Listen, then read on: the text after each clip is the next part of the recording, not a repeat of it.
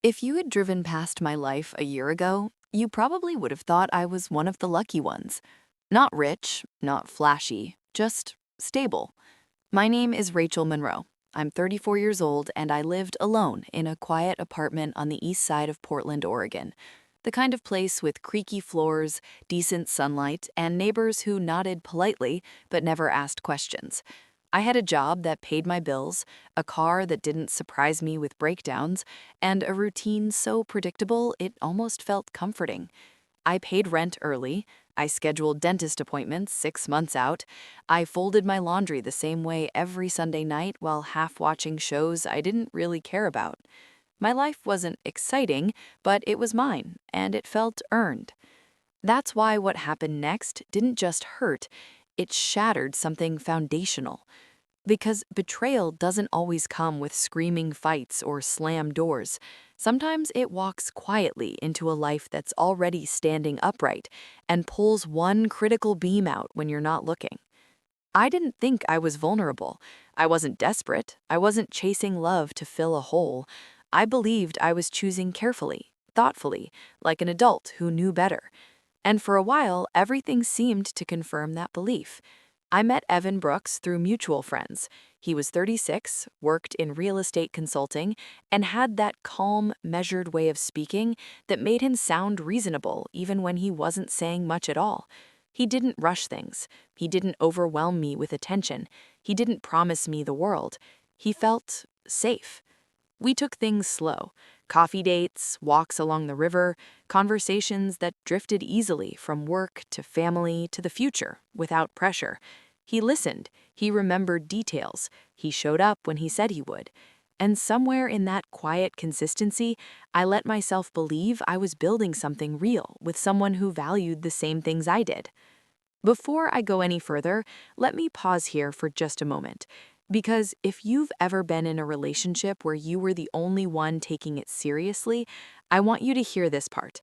If you've ever trusted someone because they spoke calmly, because they never raised their voice, because they sounded reasonable, leave a comment. Not to explain, not to justify, just to say, I've been there. I read them, all of them. And if stories like this help you feel a little less alone, consider subscribing. This story doesn't resolve quickly, and what comes next is the part most people don't talk about. Because this isn't a story about being cheated on, it's a story about being redefined without consent, about discovering that the role you thought you were playing in someone's life never existed the way you believed it did. Back then, though, I didn't know any of that. All I knew was that Evan fit neatly into the life I had worked hard to build. He didn't disrupt it, he didn't challenge it, he slid into it so smoothly that I mistook comfort for honesty. And that mistake would cost me far more than a relationship. It would cost me my sense of certainty. When people ask me now how it started, I always tell them the same thing. Nothing about it felt dramatic. There were no fireworks, no whirlwind romance, no reckless declarations, and that's exactly why I trusted it. Evan didn't sweep me off my feet, he walked beside me. We started seeing each other regularly that spring, not constantly, not obsessively, just enough to feel intentional. Dinner after work, lazy Sunday mornings where we lingered over coffee instead of rushing out the door. He learned how I liked my eggs. I learned that he always double-checked door locks before bed. Small things, ordinary things, the kind you don't think twice about until they're gone. He never made me feel like I was competing for his attention. He wasn't glued to his phone. He didn't disappear for days at a time. If he was busy, he said so. If he was tired, he admitted it. That kind of transparency felt rare, especially after years of dating people who treated communication like an inconvenience. My friends liked him. That mattered more than I wanted to admit. They teased him gently, tested his patience, watched how he spoke to me when he thought no one was paying attention. He passed all the invisible exams. He was polite, engaged. He didn't dominate conversations or shrink into himself. He fit. And slowly, without realizing it, I began to rearrange my life around the assumption that he was a constant. I stopped checking dating apps, deleted them entirely, actually. I didn't announce it. I didn't ask for permission. It just felt like the natural thing to do when you're investing time and emotional energy into one person. I assumed he was doing the same. We talked about work stress, about aging parents, about the quiet fear that maybe this was it, that this was as good as life was ever going to get, not in a depressing way, in a realistic one. There was comfort in that honesty. One night, sitting on my couch with takeout containers balanced between us, I asked the question I'd been circling for weeks. "What are we doing?" I said, trying to keep my voice casual. I mean, us. He didn't look startled. He didn't deflect. He leaned back, considered it, then looked at me and said, "What do you want us to be?" I told him the truth. I said I wasn't interested in being one option among many, that I didn't need grand promises, but I did need clarity, that if we were building something, I wanted to know we were building the same thing. He listened, he nodded, he didn't interrupt. Then he said, "I'm not seeing anyone else, and I don't want to." That sentence lodged itself deep inside me. He didn't use labels right away. He didn't make a speech, but he took my hand and said, "If calling you my girlfriend makes you feel secure, then that's what you are." It wasn't romantic in a movie sense, but it felt sincere, grounded, adult, and I believed him. From that point on, I behaved like someone in a committed relationship, not because I was naive, but because that's what had been agreed upon, explicitly, calmly, mutually. I adjusted my expectations. I gave him grace when work got hectic. I didn't panic when he needed space. I told myself that real relationships weren't about constant reassurance, but trust. When he said he was overwhelmed, I listened. When he said he didn't want to dump his stress on me, I respected that. I wanted to be supportive, not suffocating, understanding, not demanding. So when small shifts started happening, slower replies, postponed plans, weekends that suddenly filled up, I explained them away before he ever had to. Everyone gets busy. Relationships go through phases. Not everything is a red flag. I ignored the quiet tightening in my chest, the way my intuition nudged me gently and then retreated when I told it not to be dramatic. I was proud of myself for being mature, for not jumping to conclusions, for trusting the person I was with. Looking back now, that trust wasn't misplaced because I was foolish, it was misplaced because he was careful. And at that point, I still believed care equaled respect. I hadn't yet learned how easily one could exist without the other. The first cracks didn't announce themselves loudly. They slipped in quietly, disguised as reasonable explanations. Evan started canceling plans more often. Not last-minute emergencies, just enough notice to sound considerate. Work was intense, a deal ran late, he was exhausted, he needed a night to reset. I told myself this was normal. Adults had responsibilities. Relationships weren't supposed to feel like constant reassurance. But the timing bothered me. It was almost always weekends, almost always Friday or Saturday nights. And when I asked, carefully, calmly, if everything was okay, he gave answers that sounded practiced. Burnout, pressure, the need for space. He'd say things like, "I don't want to bring negative energy into what we have," or "You're the calm part of my life right now." Those words worked on me. They were gentle. They framed distance as consideration, not withdrawal.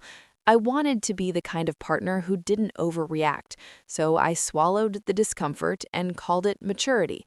Then came the night everything snapped into focus. We had plans that Saturday. Dinner. Nothing fancy, just time together.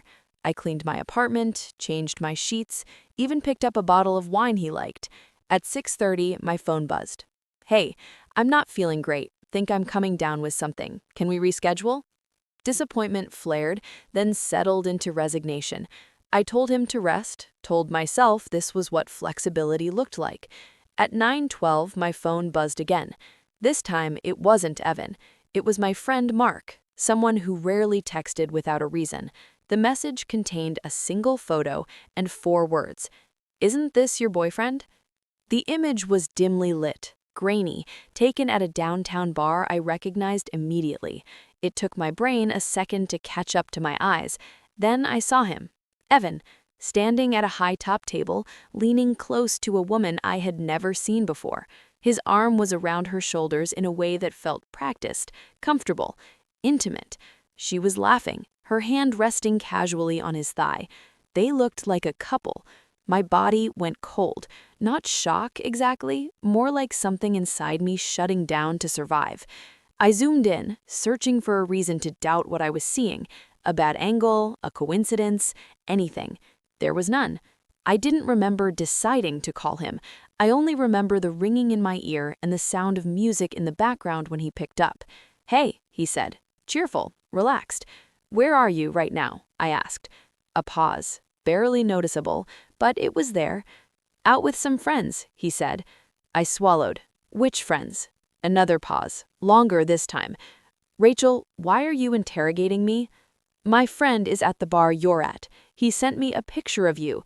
You're there with another woman. Your arm is around her." Silence. Then a scoff. "You're being paranoid," he said.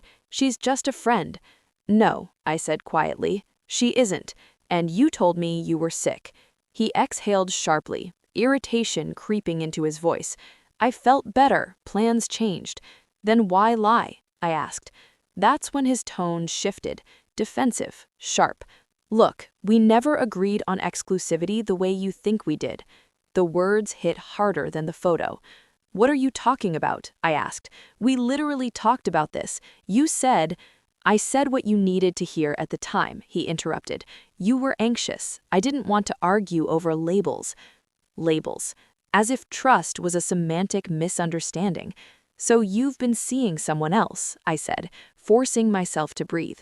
"Yes," he admitted. "Her name's Olivia, and it's not a crime." "Does she know about me?" "That's not your business." It absolutely was.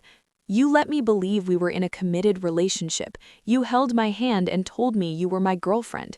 "You assumed commitment," he snapped. "I never promised loyalty." There it was. The sentence that rewrote 9 months of my life in a single breath. I felt anger rise, not explosive, not wild, but sharp and focused, the kind that burns clean. "You don't get to redefine reality because it benefits you. You lied." He said, "I didn't lie." He replied coldly, "I just didn't owe you an explanation." I ended the call without saying goodbye. The room felt too quiet afterwards, too still. In that silence, something solidified inside me. This wasn't confusion. This wasn't miscommunication. This was betrayal, calculated, convenient, and delivered with the confidence of someone who truly believed he'd done nothing wrong. And that realization hurt far more than the photo ever could. I didn't cry right away. After I hung up on Evan, I sat on my couch with my phone resting face down on the coffee table, like it might vibrate back to life if I looked at it too long. The apartment felt unfamiliar, as if the walls had shifted slightly while I wasn't paying attention. I blocked his number, then his social media, then archived our photos, not because I was strong, but because I was scared of what would happen if I didn't. I needed the noise to stop. That night, sleep came in shallow pieces. I drifted off only to wake up with my heart racing, replaying his words in my head. "I never promised loyalty. You assumed."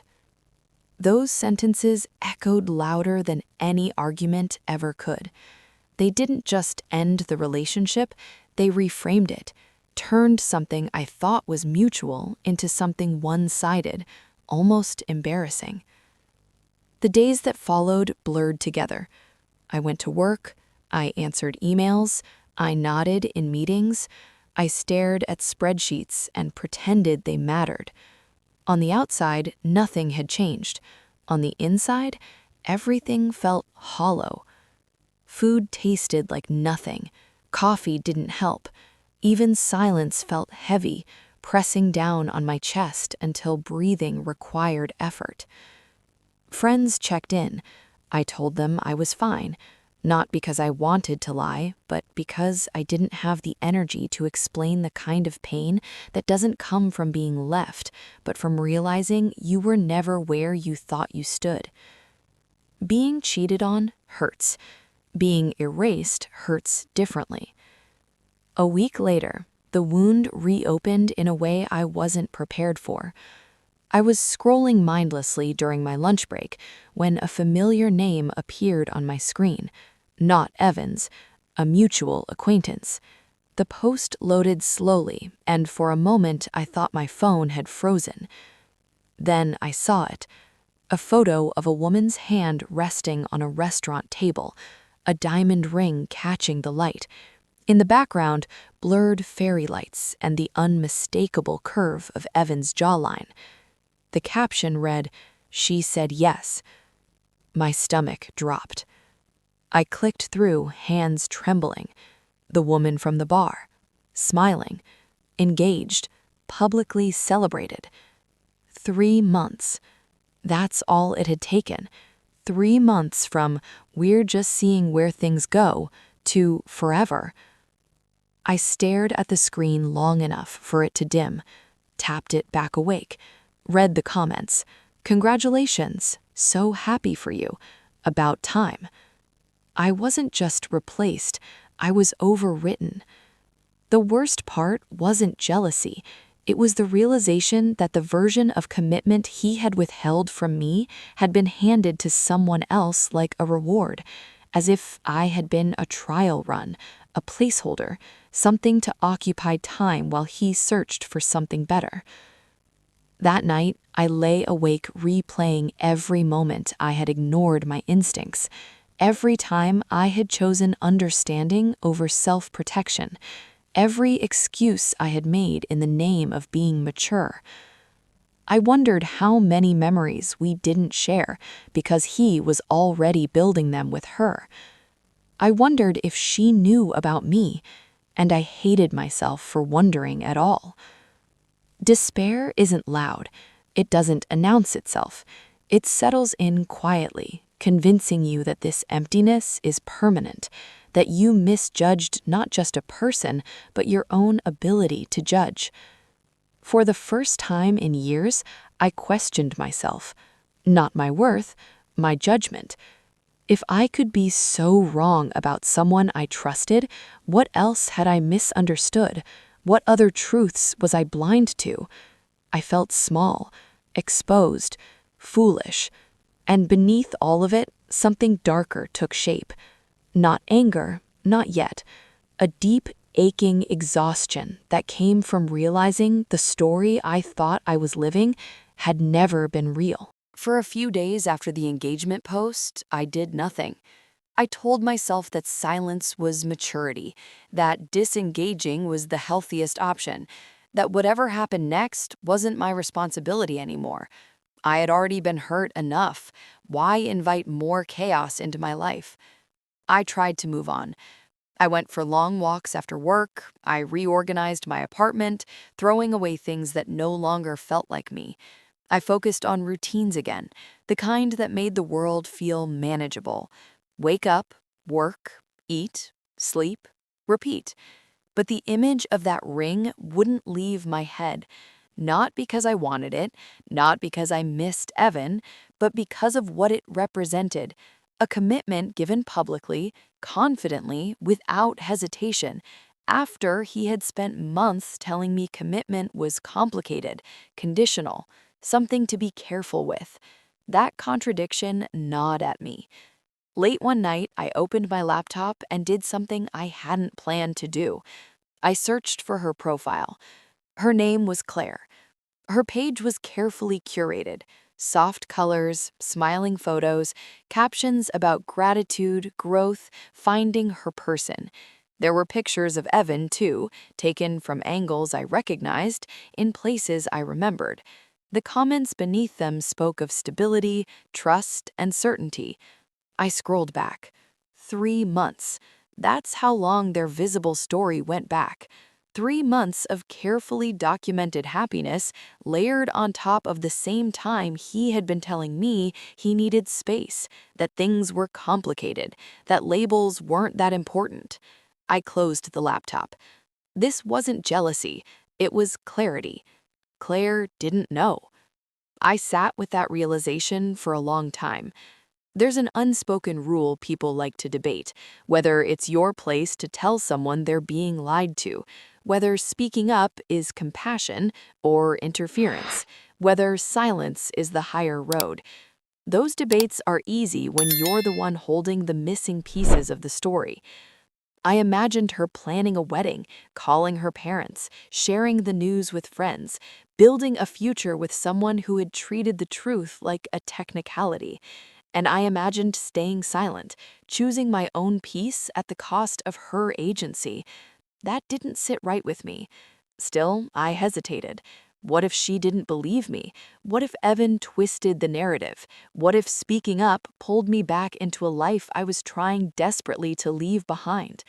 The decision wasn't about revenge. It wasn't about exposing him publicly or making him hurt the way I had. It was about honesty. If I had known the full truth earlier, I would have made different choices. I couldn't change what had happened to me, but I could prevent someone else from walking into the same fog blindfolded. So I created a new email address. No photo, no personal details, just a neutral name and a single purpose. I stared at the blank message window for a long time. Then I began to write. I kept the tone calm, factual, grounded. No accusations, no emotional language. I congratulated her first because she deserved that, regardless of what came next. Then I told her who I was, not in detail, not with dramatics, just the truth. That I had been in a relationship with Evan for 9 months, that we had discussed exclusivity, that I only learned about her when I saw them at a bar on a night he told me he was sick. I told her I wasn't asking her to do anything, that I wasn't trying to sabotage her engagement, that I simply believed she deserved to know who she was committing her life to. I attached screenshots, dates, messages, proof that didn't rely on my feelings, only on facts. Before I hit send, I paused. My hands were shaking, but my mind was clear. This wasn't about reclaiming power over Evan. It was about reclaiming integrity for myself. I pressed send. The message left my screen and entered the world, and with it went the last thread tying me to silence. I didn't wait for a response. I closed my laptop, placed my phone face down, and took a long shower, hot enough to fog the mirrors and quiet my thoughts. When I stepped out, wrapped in a towel, I felt something unfamiliar but welcome. Relief. I had spoken, calmly, honestly, without malice. Whatever happened next would no longer be shaped by my fear. For the first time since everything fell apart, I wasn't reacting, I was choosing. The first sign that something had changed came quietly. 2 days after I sent the message, I opened my phone during lunch and noticed that Claire's engagement post was gone. Not edited, not hidden, deleted. Her profile was private now. No announcement, no explanation. I stared at the screen longer than I needed to, my pulse steady but alert. I hadn't expected a response. I hadn't even expected belief. But silence of that kind speaks its own language. That evening, an unfamiliar number lit up my phone. I almost didn't answer. My body had learned caution faster than my mind, but curiosity won. Rachel, Evan's voice said, not warm, not charming, stripped down to something sharp and raw. We need to talk. No, I said evenly, we don't. You don't get to do this, he snapped. You don't get to interfere in my life because you're bitter. I felt something then, not anger, not fear, clarity. I told the truth, I said. That's all. You humiliated me, he shot back. Do you have any idea what you've done? Her family knows. People at work know. You blew everything up. I closed my eyes for a moment, letting his words pass through me instead of lodging inside. No, I said. I didn't blow anything up. I exposed something that was already unstable. He laughed, short and humorless. You couldn't just move on. You had to punish me. You told me you didn't owe me loyalty. I believed you. But she didn't know she was saying yes to someone who thought commitment was optional. There was a pause, breathing, tension. She's calling off the engagement. he said, finally, his voice low and furious. "She's asking questions, digging. You ruined my reputation." The word reputation landed strangely. "You built that reputation. I just showed her the foundation." His tone shifted then, darker, colder. "You're going to regret this." That's when I ended the call. I didn't feel victorious afterward. I felt tired, the kind of tired that comes from carrying someone else's secrets for too long and finally setting them down. I thought that would be the end of it. It wasn't. 2 weeks later, I got another call, this time from a woman who introduced herself as Detective Lawson with the local precinct. She spoke calmly, professionally. She explained that Claire had filed a report, that my name had come up as someone who could corroborate timelines and communication. She asked if I'd be willing to answer a few questions. I said yes. During that call, I learned something that made my stomach drop. "This isn't the first complaint involving Mr. Brooks," she said. "There was a restraining order filed 2 years ago by another woman. Similar patterns, similar escalation. Evan hadn't just betrayed me. He was a pattern. The charm, the slow build, the emotional ambiguity. The moment someone challenged his version of reality, he lashed out. Claire had done the right thing. She went to the police. She documented everything. And when Evan violated the temporary restraining order by showing up at her workplace and contacting her through fake accounts, he was arrested. I didn't hear it from the news. I heard it from friends. Whispers, screenshots of public records, conversations that lowered voices when I walked into rooms. He lost his job. His family distanced themselves. The same people who once described him as such a good guy suddenly said things like, "I always felt something was off." Funny how clarity arrives after consequences. I didn't feel joy watching it unfold. What I felt was something quieter. Relief. Relief that I trusted myself when it mattered. Relief that the truth didn't stay buried. Relief that someone else was safe. Justice didn't arrive with fireworks. It arrived with paperwork, boundaries, and accountability, and that was enough.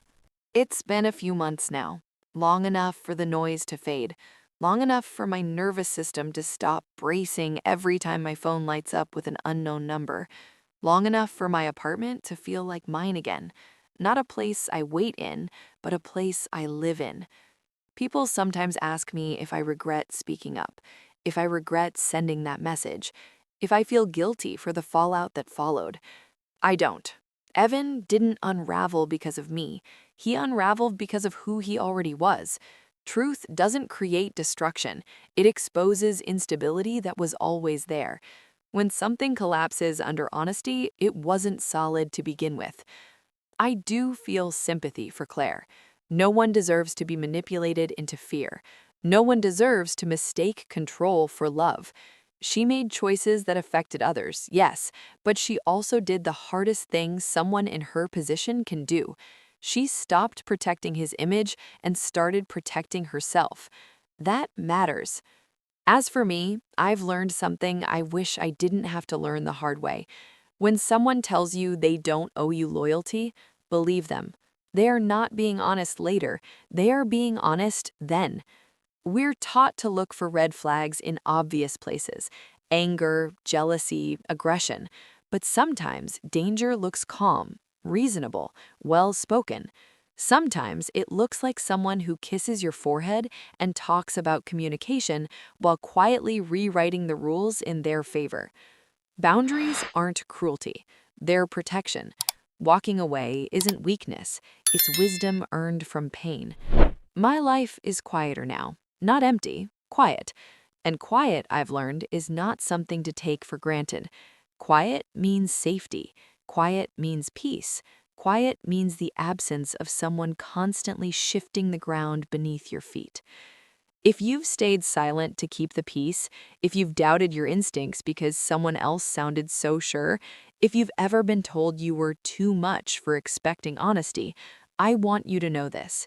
You weren't asking for too much. You were asking the wrong person. Before you go, I want to ask you something. If you were in my place, would you have stayed quiet or would you have spoken up? Knowing the truth might change everything. Let me know in the comments. Your story might be the one someone else needs to hear. And if you're still here, thank you for listening.